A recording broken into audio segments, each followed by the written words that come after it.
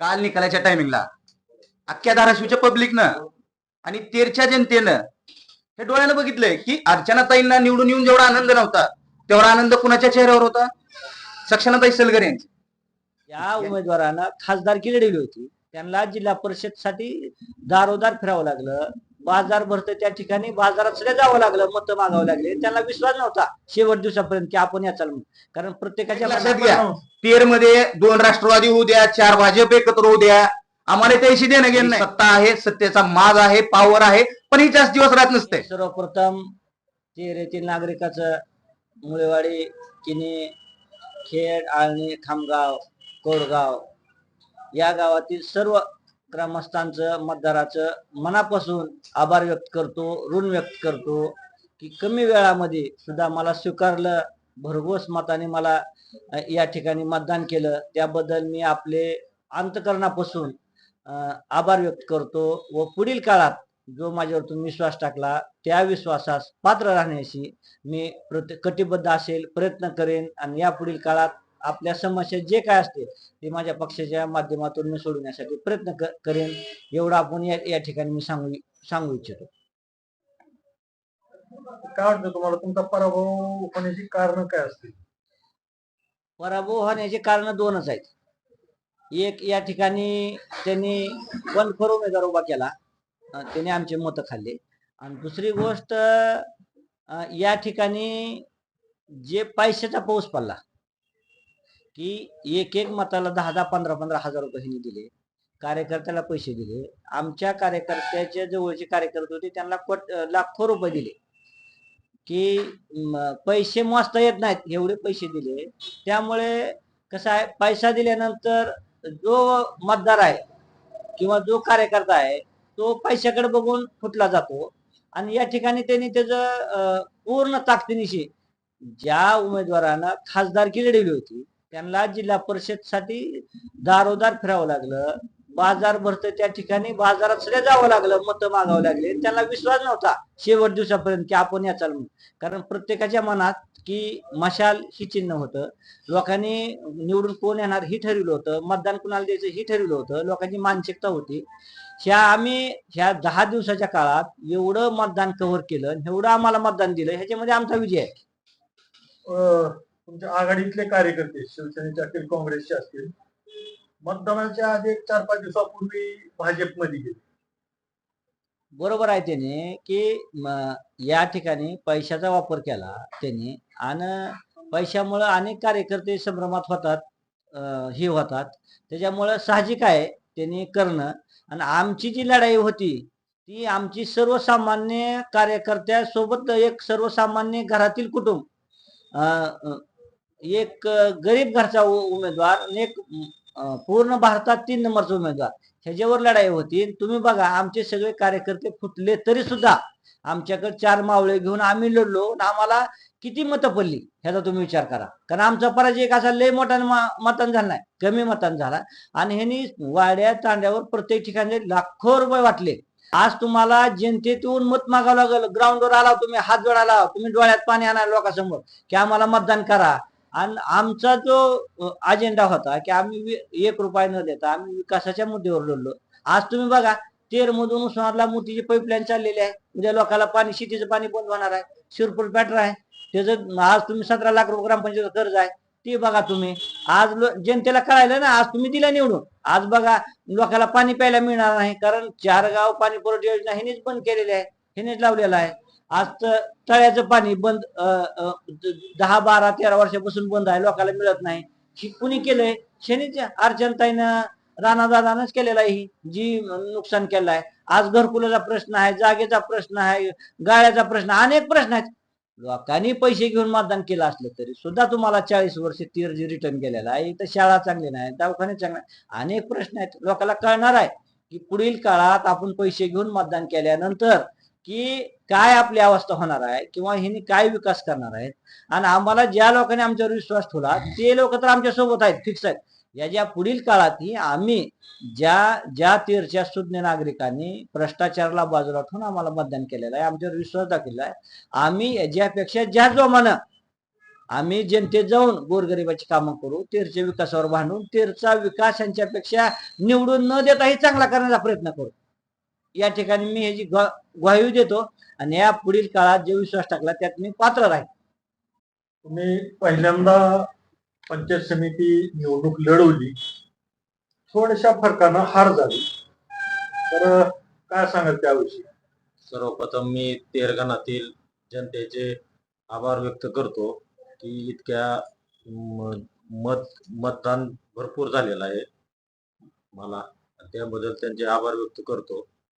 ही लढाई धनशक्ती विरुद्ध जनशक्तीची लढाई होती. आम्हाला वेळ कमी होता, ऐन टायमाला आमची उमेदवारी ही झाली, त्यामुळे वेळ नव्हता आम्हाला, आणि पैशाचा मारा भरपूर करून हे करून बरं त्यात विचार केला तर जर मताची आकडेवारी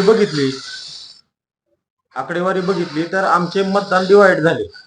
बंडखोर उभा केले बंडखोर उभा केल्यामुळे बंडखोर म्हणता येणार नाही, पण वेगवेगळ्या पक्षाचे जे उभारले त्यामुळे आमचं डिवायडेशन झालं. तर टोटल जर मारलं तर 3637 मतदान आजही एवढ्या पैशाचा वापर करून एवढी 47 वर्ष भोगून तरी बी तेर मधील 3637 मतदान ह्यांच्या विरोधात आहे, भाजपच्या विरोधात आहे, या अर्चनाताई राणा पाटलाच्या विरोधात आहे. त्याच्यामुळे आमचा थोडक्या मतानं पराभव झाला. पण येणाऱ्या काळात जरी पराभव झाला असला तर खचून न जाता त्याच ताकदीनं, त्याच जोमानं, त्यापेक्षा डबल जोमानं जनतेत जाणार, जनतेची अडीअडचणी, जनतेचे प्रश्न सोडवण्याचा प्रामाणिक प्रयत्न मी इथून पुढे आणखी जोमाने करणार. सांगा, सक्षमाताईने असा आरोप केलेला आहे शिवसेनेवर, ओमराजेवर, की अर्चनाताईला निवडून येण्यासाठी ओमराजेने इथली शिवसेनेची जागा उभा केली.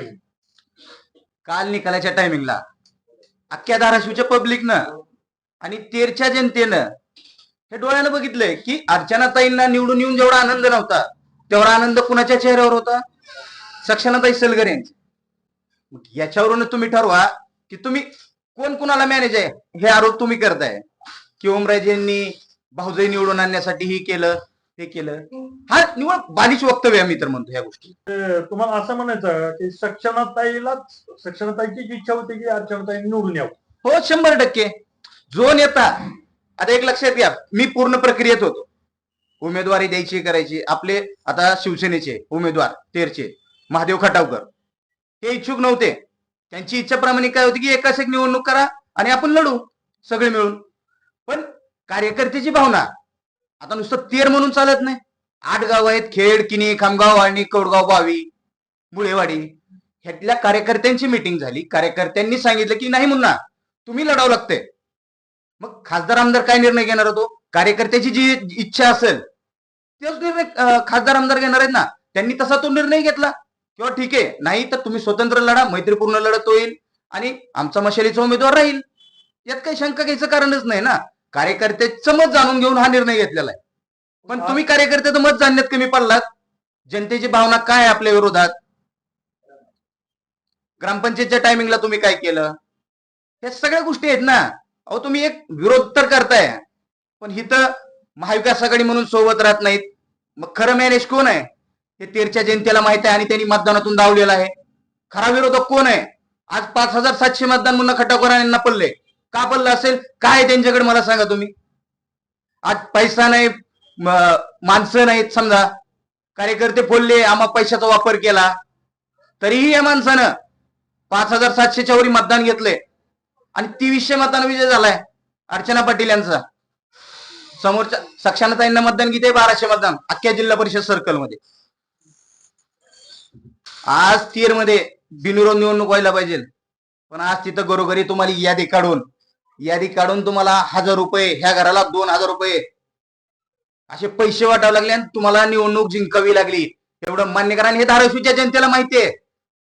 तुम्ही इथं किती डमकी वाजवली ना, 2300 आलो हे केलो, अख्ख्या जिल्ह्याला माहितीये काय वरी सत्ता आहे, सत्तेचा माज आहे, पावर आहे, पण ही जास्त दिवस राहत नसते. एवढं ध्यानात राहू द्या. 70 वर्ष काँग्रेसनं राज्य केलं. कुणालाही वाटलं होतं का भाजप सत्तेत येईल म्हणून? पण आली. पण 70 वर्षात जे काँग्रेसनं कमवलं ते ह्या 10 वर्षात ह्यांनी विकायचं काम केलं. आणि जास्त वेळ भरती असती ओटी असती, जास्त वेळ हा काळ राहणार नाही. येणाऱ्या काळात नक्कीच आज शिवसेना म्हणून आम्ही तेरच्या जनतेसोबत आहोत. उद्या कुठल्याही अडचणीला ही शिवसेना उद्धव बाळासाहेब ठाकरे हाच पक्ष उभा राहणार आहे. आणि रस्त्यावरची लढाई ही रस्त्यावरची लढाई त्या लढाईसाठी आम्ही तयार आहोत, एवढं मी तुम्हाला आश्वस्त करतो. सक्षमाताईने आरोप केला ओमराजेवर, शिवसेनेवर, अर्चनाताईला निवडून येण्यासाठी उमेदवार उभा केला म्हणून. पण तुम्ही आता त्यांच्यावर आरोप केलाय ग्रामपंचायतच्या निवडणुकीत तुम्ही काय केलं म्हणून, नेमकं काय आरोप आहे? साहजिक आहे ना, तुम्ही स्वतःला राष्ट्रीय नेतृत्व समजताय, मान्य. आम्ही मानतो की आमचे एक भगिनी व तेरची राष्ट्रीय लेवलला गेलेले महाराष्ट्राचं राजकारण करते. पण तुम्ही तेरमध्ये जे ग्रामपंचायती कार्यकर्त्याची निवडणूक आहे त्या निवडणुकीत काय केलं तुम्ही? आमचा उमेदवार उभा केलेला त्याच्या विरोधातच तुम्ही उमेदवार उभा केला. किरण कदम नावाचा उमेदवार आम्ही उभा केला, त्याच्याच विरोधात तुम्ही उमेदवार उभा केला. अहो, तुम्ही मोठ्यापणानं पॅनलचं पूर्ण प्रचार यंत्रणा हातात घेतली पाहिजे. आणि तुम्ही निवडणुकीला समोर येताय आणि पुन्हा म्हणताय मी महाविकास आघाडीचे उमेदवार होते. असं थोडी चालतंय. कार्यकर्त्याच्या निवडणुकीसाठी तुम्ही झटलात तर कार्यकर्ता तुमच्यासाठी झटणार आहे, एवढं लक्षात राहू द्या. तुम्ही म्हणताय आता की सक्षमाताईलाच अर्चनाताई पाटीलला निवडून आणायचं होतं, तर त्याच्याबद्दल मी काय सांगू शकत? कशावर म्हणताय तुम्ही? कशावर म्हणतोय म्हणजे एक लक्षात घ्या, कार्यकर्त्यांनी विरोध दर्शवला उमेदवारासाठी. त्यांच्या समोरच मीटिंग मध्ये मी होतो. सगळ्या गणातील, आळणी गणातील असतील, तेर गणातील ह्यातल्या कार्यकर्त्यांनी सांगितलं की नाही, या उमेदवार होऊ शकत नाहीत. तरी पण त्यांचं मत तुम्ही ऐकलं नाही आणि तुम्ही मला लढायचंच त्या भूमिकेत तुम्ही समोर गेलात नाही. ह्याच्यावरून कळालं कोण कुणाला मॅनेज येते. खासदार साहेबांवर आरोप करायची गरज नाही. भाजपने मॅनेज केलं असं म्हणायचं? हो, 100%. काय उद्या 2 राष्ट्रवादी एकत्र होणार आहेत अशा चर्चा आहेत. एक लक्षात घ्या, तेर मध्ये 2 राष्ट्रवादी होऊ द्या, 4 भाजप एकत्र होऊ द्या, आम्हाला त्याशी देणं घेणं नाही. आम्ही इथून मुरली लढाई तेर मध्ये शिवसेना उद्धव बाळासाहेब ठाकरे पक्ष म्हणून लढणार, जनतेसाठी अहोरात्र झटणार.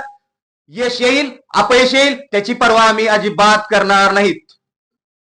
काय सांगायला होता तेर ग्रामस्थांना, मतदारसंघातल्या मतदारांना काय आवाहन करणार होता? मी तेरच्या मायबाप जनतेला एवढंच आवाहन करतोय की तुम्ही दिलेला कौल हे मान्य आहे आम्हाला, पण येणाऱ्या काळात आपण आता 5 वर्ष बघतोय की अतिवृष्टी झाली, अनुदान आलं नाही, अमुक आलं नाही, तमुक आलं नाही, कुठलीही मदत शासनाची आली नाही.